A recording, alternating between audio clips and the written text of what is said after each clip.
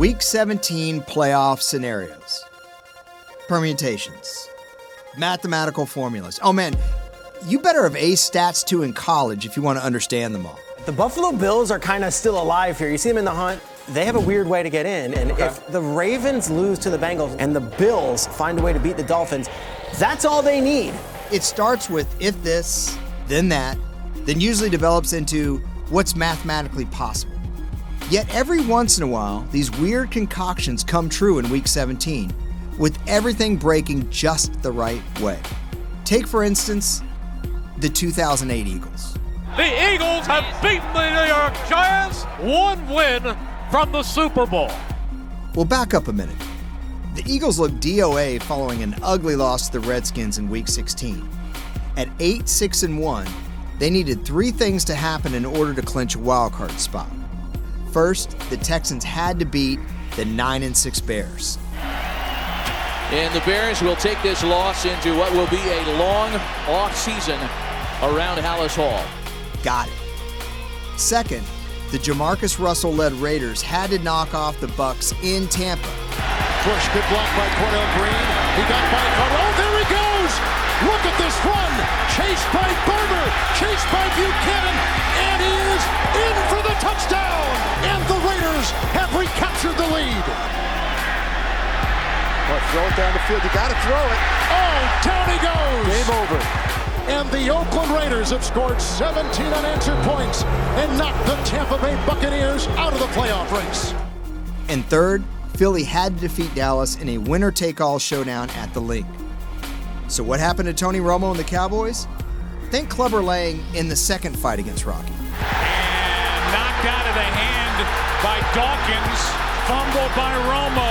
A stiff arm and a touchdown. Marion Barber loses the football. Jose Leo Hansen on the return. Somebody stop the fight. We are not drunk. This is accurate. The Eagles lead the Cowboys 41-3. An even better playoff clinching scenario was Week 17, 2003. The 9-6 Packers needed a win and a Vikings loss to get in. Mon Green and Nick Lucci in the backfield. And this is Green. Look at Green. All by himself. 20, 10, touchdown. Phase 1 complete. Now, hoping the 3-12 Cardinals could somehow pull a win against the 9-6 Vikings and Randy Moss was pretty hopeless. Cheeseheads everywhere were praying for some guy named Josh McCown to deliver. It didn't look good.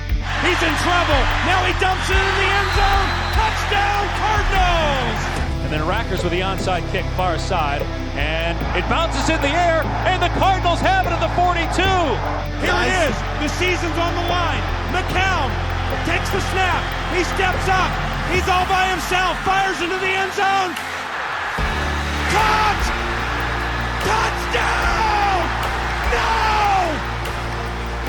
No! The Cardinals have knocked the Vikings out of the playoffs. I believe it was caught by Nate Poole. Their Minnesota Vikings crying on the field. And not one of the Minnesota Vikings are even moving right now. They're laying on the field. They're standing in awe. Jubilation on one side, heartbreak on the other. Now fast forward 10 years. Soldier Field, the 8-7 Bears hosting the 7-1 Packers. Winner takes the NFC North. Chicago was holding on for dear life in the waning seconds, protecting a 28-27 lead. With Green Bay facing a 4th and 8, Aaron Rodgers, fresh off of missing half the season, mind you, decided that now was an appropriate time to make Bears fans pretty much hate him for the rest of their life. Blitz. Rodgers gets out. Floats it. Cobb! Touchdown! Randall Cobb! 20 years earlier, a divisional clash at the Meadowlands pitted the 11-4 Cowboys against the 11-4 Giants. It was Week 18. Yes, the league had 2 bye weeks that year. Not only was the division title on the line, so was home field advantage throughout the playoffs. Even carrying all that weight, Cowboys at Giants 93 is more famous for this. And Emmitt Smith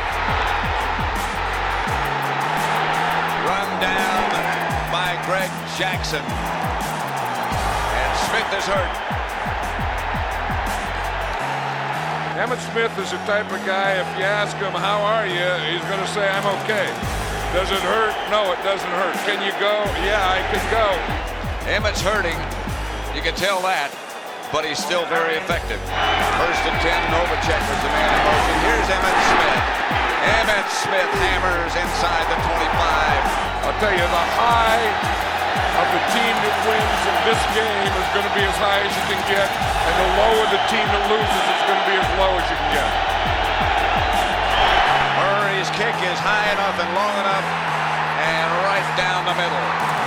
With 4:16 left in overtime, Eddie Murray wins it for Dallas, and they're the NFC Eastern Division champions.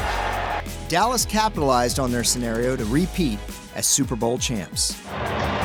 2 in a row. How sweet it is. Dallas, your Cowboys are still champions. We don't have to go that far back for the improbable to work itself out, to send some team of destiny or luck to the postseason. Take Week 17, 2006. A whopping 6 teams from the AFC were still vying for the last 2 wildcard spots. The Chad Pennington Jets were the first qualifiers, clinching their bid with a win. But it was the 8-7 Chiefs under former Jets coach Herm Edwards who needed luck, karma, and whatever else to stake their claim as the AFC's 6th seed and last wildcard team.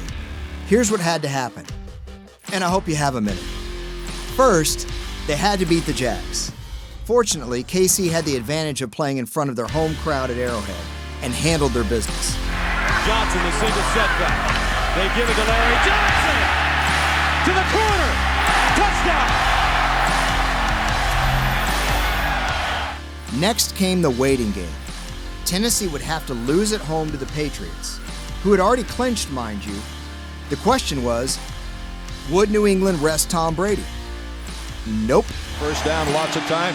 Shoots it long and deep for Brashay Caldwell. He's got it at the 20, 15, 10, 5. Touchdown!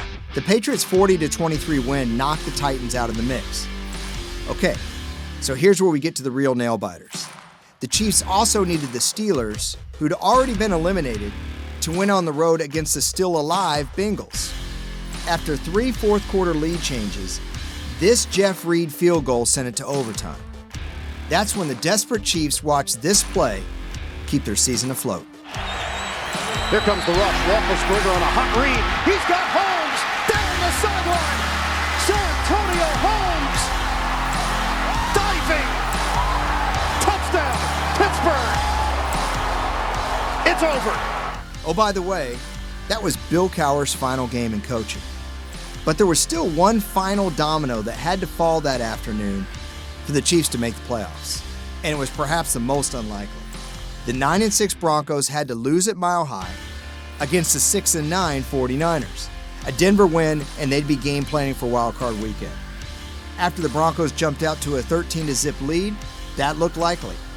But would we really be doing this video if that's what happened? No. Instead, the Niners, behind Joe Nedney's leg and a stubborn defense, stormed back and ultimately forced the game into OT. That's right, another overtime.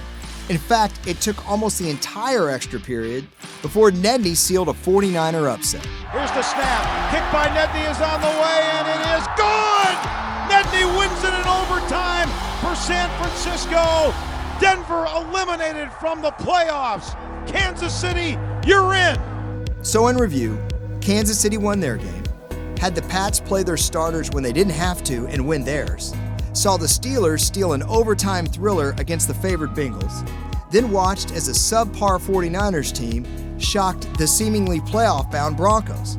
That's it. So the next time you hear an announcer say, well, if this happens and if that happens in Week 17, try to remember that sometimes all the ducks line up. P.S. The Chiefs got the doors blown off them the next week.